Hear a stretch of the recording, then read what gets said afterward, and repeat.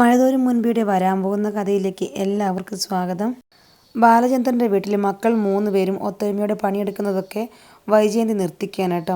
അങ്ങനെ ഇപ്പം അലീന പറയുന്നത് പോലെ ആരും ചെയ്യണ്ട, ഇനി നിങ്ങൾ ഒരു പണിയും എടുക്കണ്ട, പഠിത്തത്തിൽ മാത്രം കോൺസെൻട്രേറ്റ് ചെയ്താൽ മതി എന്നൊക്കെ പറഞ്ഞ് അവരെ വഴക്ക് പറയുകയാണ് കേട്ടോ. എന്നിട്ട് വാശിയോടെ വൈജയന്തി തന്നെ ചെയ്യാൻ തുടങ്ങുകയാണ്. അലീനയോടുള്ള വാശിക്കാണ് വൈജ പണിയൊക്കെ എടുക്കാൻ തുടങ്ങിയതെങ്കിലും കുറച്ച് ദിവസം കഴിഞ്ഞപ്പോഴത്തേക്കും വൈജ മടുത്തു തുടങ്ങി.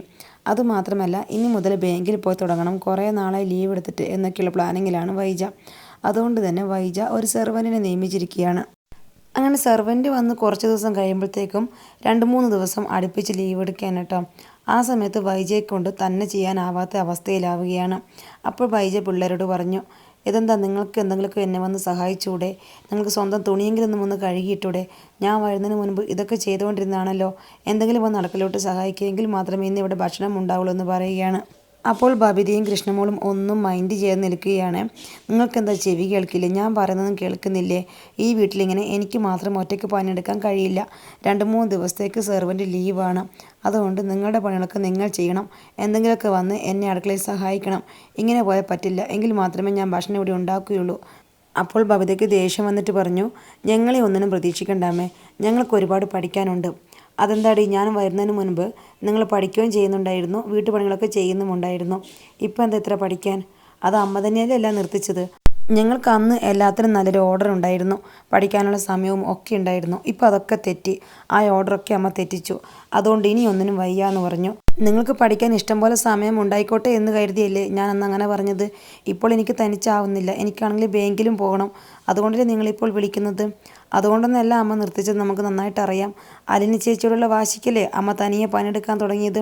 അലിനി ചേച്ചി പഠിപ്പിച്ച കാര്യങ്ങളൊന്നും ഇനി നമ്മൾ പാലിക്കാൻ പാടില്ല എന്നൊരു വാശിക്കല്ലേ. ആ ഒരു വാശി ഞങ്ങൾക്കുമുണ്ട്. ഇനി അലിനി ചേച്ചി പഠിപ്പിച്ച പാഠങ്ങളൊക്കെ നമ്മളും മറന്നു കഴിഞ്ഞു. ഇനി അമ്മ എന്താണെന്ന് വെച്ചാൽ ചെയ്തോ, ഞങ്ങൾ എന്തായാലും അടുക്കള കയറില്ല, വാടി എന്ന് പറഞ്ഞുകൊണ്ട് ബബിത കൃഷ്ണയും കൂട്ടി അകത്തേക്ക് പോയി. വൈജ മക്കളുടെ മുമ്പിൽ ആകെ നാണം കെട്ടുപോയി കേട്ടോ. അപ്പോഴാണ് രോഹിത്തും അങ്ങോട്ടേക്ക് വന്നത്. രോഹിത്ത് പറഞ്ഞു, ഇതൊക്കെ അമ്മ തന്നെ വരുത്തി വെച്ചതല്ലേ, അവരെല്ലാ പണിയും എടുത്തുകൊണ്ടിരുന്നതല്ലേ, ഞാനടക്കം എല്ലാ പണിയും എടുക്കുമായിരുന്നു. അമ്മ തന്നെ നിർത്തിച്ചു, ഇനി അവരെ നിയന്ത്രിക്കാൻ കഴിയില്ല.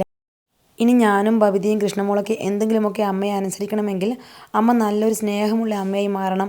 അല്ലാതെ ഇങ്ങനെ കലിപ്പിച്ചും ദേഷ്യപ്പെട്ടും പറഞ്ഞാൽ ആരും ഇനി അനുസരിക്കാൻ പോകുന്നില്ല. അമ്മ വളർത്തിയതിൻ്റെ ദോഷങ്ങൾ നമുക്ക് ഒരുപാടുണ്ടായിരുന്നു. എല്ലാവരും ഓരോ വഴിക്കായിരുന്നു, പരസ്പര സ്നേഹമില്ലായിരുന്നു. ഞാനാണെങ്കിലും പല തെറ്റുകളിലും ചെന്ന് പെട്ടു. ബബിതയും അങ്ങനെയൊക്കെ തന്നെയായിരുന്നു. പക്ഷേ അലിനി ചേച്ചി ഉണ്ടല്ലോ, നമ്മളെ നേർവഴിക്ക് നടത്തി. ഒരു കുടുംബത്തിൽ എങ്ങനെ പരസ്പര സ്നേഹത്തോടെ ജീവിക്കണമെന്ന് പഠിപ്പിച്ചു. അലീന ചേച്ചി ഇവിടെ ഉണ്ടായിരുന്നെങ്കിൽ എന്ത് രസമായിരുന്നേനെ. അമ്മയാണ് ചേച്ചിയെ പറഞ്ഞു വിട്ടത്. അമ്മയുടെ വാശി കൊണ്ട് മാത്രമാണ് ചേച്ചി ഇവിടുന്ന് പോയത്.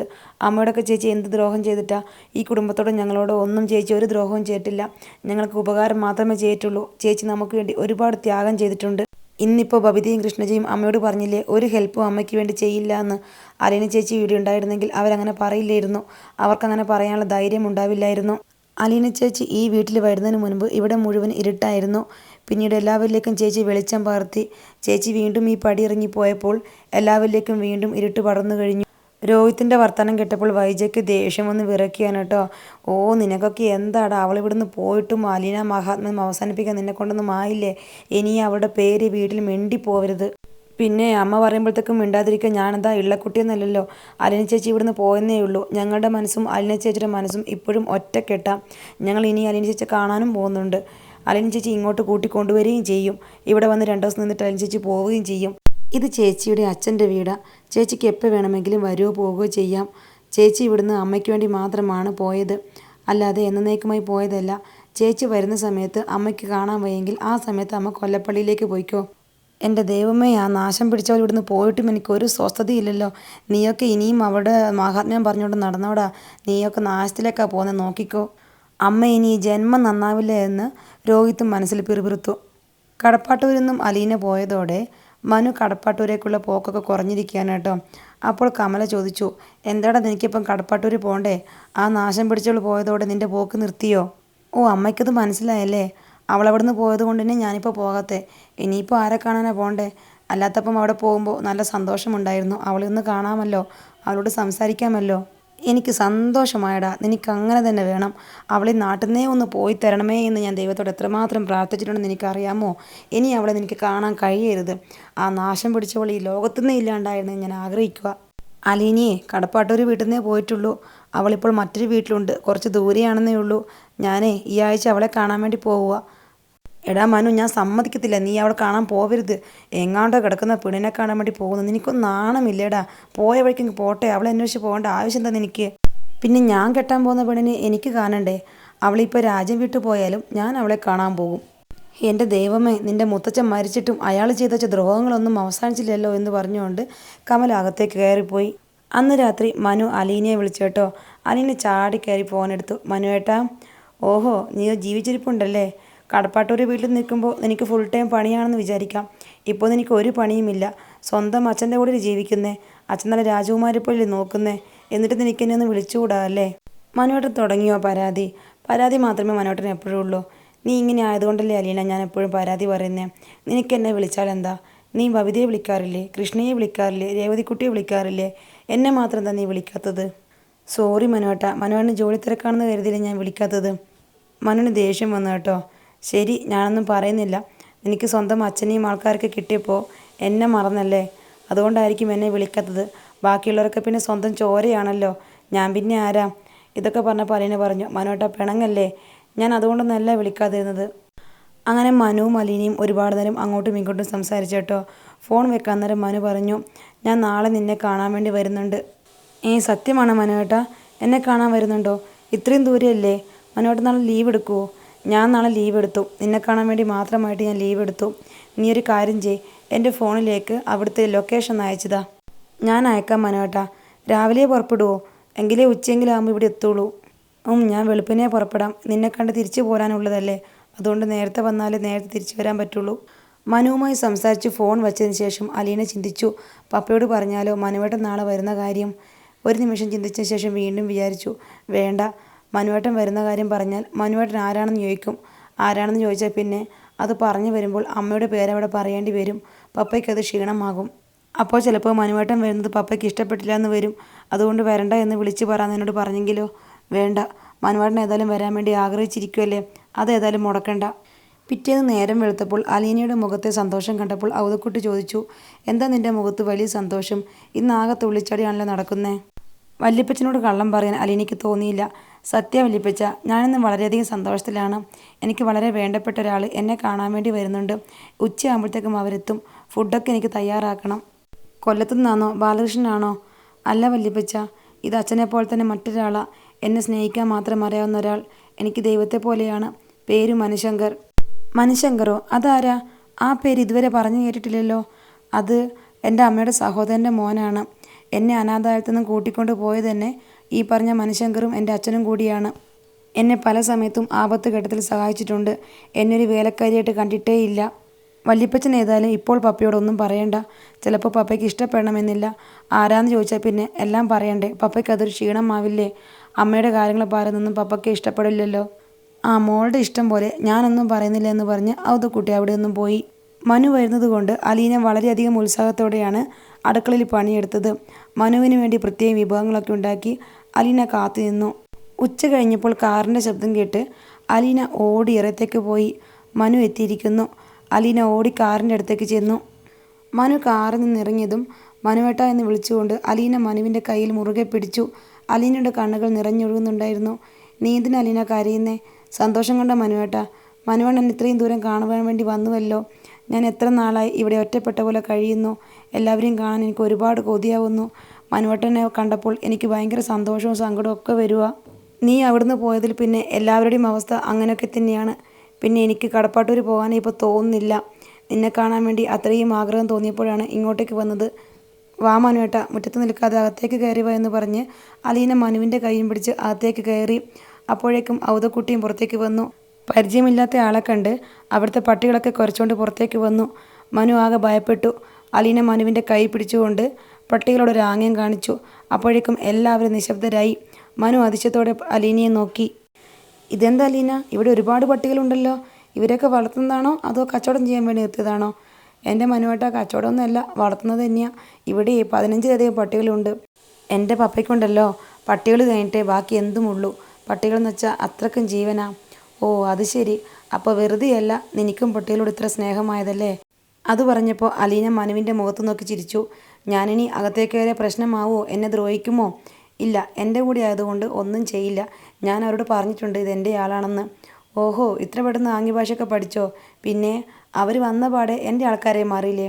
ഇപ്പം ഞാനാണ് അവരുടെ മെയിൻ ആള്. സിറ്റൗട്ടിലേക്ക് കയറിയപ്പോൾ അവതക്കുട്ടിയെ നോക്കി അലീന പറഞ്ഞു, മനുവേട്ട, ഇതാണ് എൻ്റെ വല്യപ്പച്ചൻ. വല്യപ്പച്ച, ഇതാണ് ഞാൻ പറഞ്ഞ മനുവേട്ടൻ. മനസ്സിലായി. രണ്ടുപേരും പരസ്പരം കൈ കൊടുത്തു. അലീനയും മൗതക്കുട്ടിയും മനുവിനെ വിളിച്ച് അകത്തേക്ക് കയറ്റി ചായയൊക്കെ കൊടുത്ത് സംസാരിച്ചു കൊണ്ടിരുന്നു. എവിടെ നിൻ്റെ പപ്പ കണ്ടില്ലല്ലോ? പപ്പ ഇപ്പോൾ വരും മനുവേട്ട, ഒന്ന് പുറത്തു പോയിരിക്കുക. അല്പം കഴിഞ്ഞപ്പോഴേക്കും ജീപ്പിൻ്റെ ശബ്ദം കേട്ടു. സ്റ്റാൻലി അകത്തേക്ക് കയറി വന്നു. സ്റ്റാൻലിയുടെ രൂപവും ഗൗരവമൊക്കെ കണ്ട് മനു അതിശയത്തോടെ നോക്കി. ഒരു കാലത്ത് വൈജയന്തിയുടെ എല്ലാമായിരുന്ന ആൾ. മനു ഒരു നിമിഷം ആലോചിച്ച് നിന്നുപോയി. ആരാണ് വന്നിരിക്കുന്നത് എന്ന് മനസ്സിലാവാതെ സ്റ്റാൻലി അലീനയെ നോക്കി. അപ്പോൾ അവതക്കുട്ടി പറഞ്ഞു, ഇത് മൻശങ്കർ, കൊല്ലത്തുനിന്ന് വന്നതാ, അലീനയുടെ കസിൻ. സ്റ്റാൻലി മനുവിന് കൈ കൊടുത്തു. ഇരിക്കൂ എന്ന് പറഞ്ഞ് അകത്തേക്ക് കയറിപ്പോയി. അപ്പോൾ അലീന പതുക്കെ മനുവിനോട് പറഞ്ഞു, പപ്പ വലിയ ഗൗരവക്കാരനാ, ഒന്നും വിചാരിക്കരുത് കേട്ടോ. അതെനിക്ക് കണ്ടപ്പോൾ തന്നെ മനസ്സിലായി എന്ന് മനുവും അലീനയോട് പറഞ്ഞു. ചായ കുടി കഴിഞ്ഞ് അലീന മനുവിനെയും കൂട്ടി റൂമിലേക്ക് ചെന്നു. അലീനയുടെ റൂം കണ്ടതും മനു ഞെട്ടിപ്പോവുകയാണ് കേട്ടോ. ഇതെന്താ അലീന, രാജകൊട്ടാരത്തിലെ റൂമോ? അതേ മനുവേട്ടാ, ഞാനിപ്പോൾ രാജകുമാരിയാണ് ഇവിടുത്തെ. വേലക്കാരിൽ നിന്നും രാജകുമാരിയിലേക്ക്. ഫുൾ സെറ്റപ്പാണല്ലോ. ഇതൊക്കെ നീ വരുന്നതിന് മുൻപേ റെഡിയാക്കിയോ വന്നതിന് ശേഷം റെഡിയാക്കിയോ? ഇതൊക്കെ ഞാൻ വരുന്നതിന് മുൻപ് റെഡിയാക്കി മനുവേട്ടാ. എനിക്ക് ആദ്യമൊക്കെ ഇവിടെ കിടക്കാൻ വലിയ ബുദ്ധിമുട്ടായിരുന്നു. ഞാനിങ്ങനൊന്നും കിടന്ന് ശീലിച്ചിട്ടില്ലല്ലോ. ഇപ്പോൾ പിന്നെ ശീലമായി. ആദ്യത്തെ ഒരാഴ്ച എനിക്ക് ഉറക്കം പോലും വന്നില്ല. ഇനിയിപ്പോൾ രാജകുമാരിയെ കെട്ടാൻ വേണ്ടി ഈ പാവപ്പെട്ടവന് ഒരുപാട് കടമ്പകളൊക്കെ അടക്കേണ്ടി വരുമല്ലോ. കളിയാക്കല്ലേ മനുവേട്ട എന്ന് പറഞ്ഞുകൊണ്ട് അലീന ചിരിച്ചു. വീട് മുഴുവൻ ചുറ്റിക്കാണിച്ച ശേഷം അലീന പറഞ്ഞു, നമുക്ക് പുറത്തേക്കൊന്ന് പോയാലോ? അപ്പോഴേക്കും ഔതക്കുട്ടി അങ്ങോട്ട് വന്നു. വല്യപ്പച്ചൻ വരുന്നു ഞങ്ങളുടെ കൂടെ. എവിടേക്കാ മോളെ? ഒന്നുമില്ലെന്നേ, ഈ പറമ്പും പരിസരമൊക്കെ ഒന്ന് കാണിക്കാൻ വേണ്ടിയാ. ഒന്ന് വെറുതെ പോയിട്ട് വരാം. എങ്കിൽ പിന്നെ ഞാനും വരാമെന്ന് പറഞ്ഞ് ഔതക്കുട്ടിയും അലീനയുടെയും മനുവിൻ്റെയും കൂടെ കാറിൽ കയറി. മനു കാറെടുത്ത് അലീന പറയുന്ന റൂട്ടിലൂടെ സഞ്ചരിച്ചു. അലീന തൻ്റെ പപ്പയുടെ റബ്ബർ തോട്ടവും കെട്ടിയ കനാലുകളും എല്ലാം വിശദമായി പറയുകയും കാണിക്കുകയും ഒക്കെ ചെയ്തു.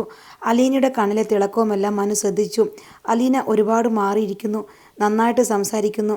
അലീന ഇപ്പോൾ പഴയ വേലക്കാരിയല്ല, അനാഥയുമല്ല, ലഫ്റ്റനൻ്റ് കേണലിൻ്റെ മകളാണ്. അവൾക്ക് അതിൻ്റേതായ സന്തോഷവും അഭിമാനവും എല്ലാം ഉണ്ട്. മനുവിന് അലീനയുടെ വല്യപ്പച്ചനെ ഭയങ്കര ഇഷ്ടമാവുകയാണ് കേട്ടോ. നിങ്ങൾ നല്ല കൂട്ടാണെന്ന് തോന്നല്ലോ. അതേ മനുവേട്ടാ, ഞങ്ങൾ നല്ല കൂട്ടാ. ഞങ്ങൾ രണ്ടുപേരും കൂടി ഉണ്ടല്ലോ എൻ്റെ പപ്പയോട് മത്സരിച്ച് സമരത്തിനിറങ്ങി. സമരമോ? എന്ത് സമരം? നിരാഹാര സമരം. ഞാൻ ആദ്യം നിരാഹാര സമരം കിടക്കാൻ തുടങ്ങി.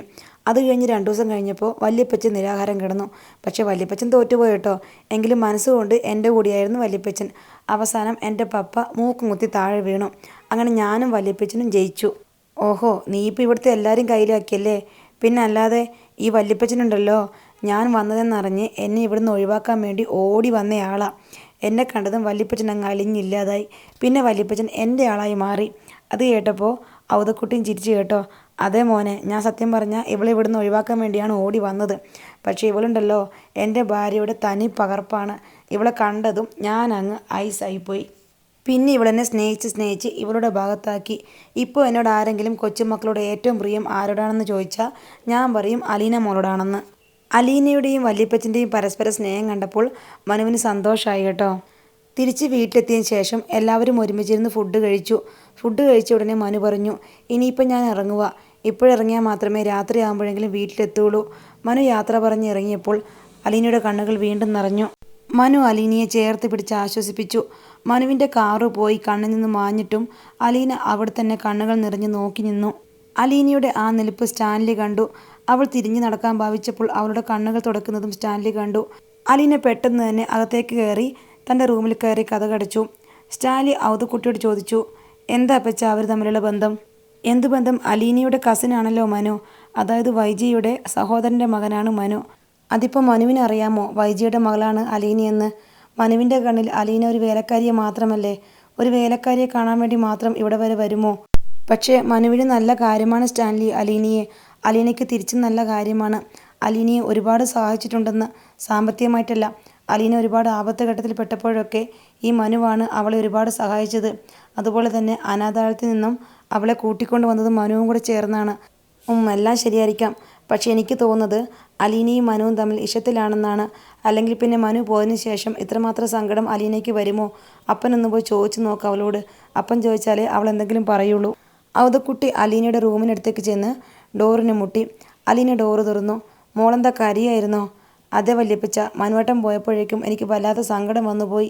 ഞാൻ ഒരുപാട് നാളായില്ലേ ഇവിടെ തന്നെ കഴിയുന്നു. എല്ലാവരെയും കാണാൻ വേണ്ടി ഒരുപാട് ആഗ്രഹിച്ചിരുന്നു. അപ്പോഴാണ് മനുവേട്ടൻ്റെ വരവ്. ഈ മനു നിന്റെ കസിനാണെന്ന് പറഞ്ഞല്ലോ. മനുവിന് അറിയാമോ നീ ആരാണെന്ന്? അറിയാൻ വല്യപ്പച്ച. അത് ആരാ പറഞ്ഞേ? എൻ്റെ അച്ഛൻ തന്നെയാണ്. ഒരു പ്രത്യേക സാഹചര്യത്തിൽ മനുവേട്ടനോട് പറയേണ്ടി വന്നു. മനുവിനോട് നിനക്ക് ഒരു കസിൻ എന്ന സ്നേഹമാണോ അതോ മറ്റെന്തെങ്കിലും ഉണ്ടോ? അത് കേട്ടപ്പോൾ അലീന ഒന്നും മിണ്ടാതിരുന്നു. അലീനയുടെ കണ്ണുകൾ നിറഞ്ഞൊഴുകി. വല്യപ്പച്ച, അത് പിന്നെ മനുവേട്ടൻ എന്നോട് ഭയങ്കര സ്നേഹമാണ്. എനിക്കും അങ്ങനെ തന്നെയാണ്. ഞങ്ങൾ തമ്മിൽ സ്നേഹത്തിലാണ്. സ്നേഹത്തിലാണെന്ന് വെച്ചാൽ കല്യാണം കഴിക്കാനുള്ള പ്ലാനിങ്ങിലാണോ? അത് വല്യപ്പച്ച, മനുവേട്ടൻ എല്ലാവരോടും പറഞ്ഞു കഴിഞ്ഞു എന്നെയാണ് കല്യാണം കഴിക്കാൻ പോകുന്നതെന്ന്. പക്ഷെ ഞാൻ ഇതുവരെ ഒന്നും പറഞ്ഞിട്ടില്ല. കല്യാണത്തെപ്പറ്റി ചിന്തിച്ചിട്ട് പോലുമില്ല. പക്ഷെ എനിക്ക് മനുവേട്ടനെ വലിയ ഇഷ്ടമാണ്. അതെൻ്റെ അച്ഛനും അറിയാം. അലീനയുടെ മറുപടി കിട്ടിയപ്പോൾ അവതക്കുട്ടി അവിടെ നിന്നും പോയി സ്റ്റാൻലിയുടെ അടുത്ത് ചെന്നു. എന്നിട്ട് പറഞ്ഞു, സ്റ്റാൻലി, നീ സംശയിച്ചത് ശരി തന്നെയാണ്. അലീനയും മനുവും തമ്മിൽ ഇഷ്ടത്തിലാണ്. അത് കേട്ടതും സ്റ്റാൻലിക്ക് ദേഷ്യം വന്നു. ഞാൻ പറഞ്ഞില്ലേ അപ്പ, അല്ലാതെ ഇത്രയും ദൂരം വണ്ടി ഓടിച്ച് അവളെ കാണാൻ വേണ്ടി അവൻ വരില്ല. അപ്പനൊരു കാര്യം ചെയ്, അവളോട് പറഞ്ഞേക്ക് എല്ലാം മറന്നു കളയാൻ. കൊല്ലത്തുള്ള ആരുമായി അവൾക്കൊരു ബന്ധവും വേണ്ട. ബാലകൃഷ്ണൻ മാത്രം വന്ന് കാണുകയോ പോവുകയോ ചെയ്തോട്ടെ. വേറെ ആരുമായും ഒരു ബന്ധവും എൻ്റെ മകൾക്കിനി വേണ്ട. ഇത്രയും നാൾ അവൾക്ക് ചോദിക്കാനും പറയാനും ആരുമില്ലായിരുന്നു. ഇപ്പോൾ ഞാനുണ്ട്, അവളുടെ സ്വന്തം പപ്പ. അതുകൊണ്ട് തന്നെ ഇനി എൻ്റെ ഇഷ്ടം മാത്രമേ നടക്കുകയുള്ളൂ. അവളോട് പറഞ്ഞേക്ക് മനസ്സിൽ നിന്നും എല്ലാം മായ്ച്ചു കളയാൻ. അവൾക്ക് എത്ര നല്ല പയ്യനെ വേണമെങ്കിലും ഞാൻ ആക്കി കൊടുക്കും. അവളിനി കല്യാണം കഴിക്കുന്നുണ്ടെങ്കിൽ ഒരു ക്രിസ്ത്യൻ പയ്യനെ മാത്രമേ കല്യാണം കഴിക്കുകയുള്ളൂ. ഹിന്ദു പയ്യനെ വേണ്ട. അതുമാത്രമല്ല, വൈജിയുടെ കുടുംബക്കാരുമായി യാതൊരു ബന്ധവും എൻ്റെ മകൾക്കിനി വേണ്ട. അത് പിന്നെ മോനെ, അങ്ങനെയൊക്കെ നമുക്ക് അലീനയോട് പറയാൻ കഴിയുമോ? ഇത്രയും നാൾ അവളെ സംരക്ഷിച്ചതും അവളെ സ്നേഹിച്ചതുമെല്ലാം അവനാണ്. അപ്പോൾ പെട്ടെന്ന് അതൊക്കെ മറക്കണമെന്ന് പറഞ്ഞാൽ അവളെക്കൊണ്ട് പറ്റുമോ? അവൾ അങ്ങനെ ഒരു പെണ്ണല്ലല്ലോ, നിനക്കറിയാമല്ലോ. ഞാനിപ്പോൾ ഇതും പറഞ്ഞുകൊണ്ട് അവളുടെ മുമ്പിൽ ചെന്നാൽ ഞാൻ തോറ്റു പോവുകയുള്ളൂ, നാണം കെടുകയുള്ളൂ. അതുകൊണ്ട് എനിക്ക് പറയാനൊരു ചമ്മലാണ്. വല്യപ്പച്ചനും മോളും വലിയ കൂട്ടല്ലേ. അതുകൊണ്ട് തഞ്ചത്തിൽ സ്നേഹത്തിൽ നിൽക്കുമ്പോൾ അവളെ പറഞ്ഞ് മാറ്റിയെടുത്താൽ മതി. അത് മുളയിലേ നുള്ളണം. അത് നിസ്സാരമായി തള്ളിക്കളഞ്ഞാൽ പിന്നെ അത് വളർന്ന് പന്തലിച്ച് പിന്നെ വെട്ടിമാറ്റാൻ പറ്റാത്ത അവസ്ഥയാകും. ഈ ഒരു ബന്ധം എന്തായാലും നടക്കില്ല. ഈ സ്റ്റാൻലി അതിന് സമ്മതിക്കില്ല എന്ന് സ്റ്റാൻലി ഉറപ്പിച്ച് പറയുകയാണ് കേട്ടോ. മഴതോരും മുൻപേയുടെ കൂടുതൽ വിശേഷങ്ങളുമായി വീണ്ടും വരാം. ബായ്.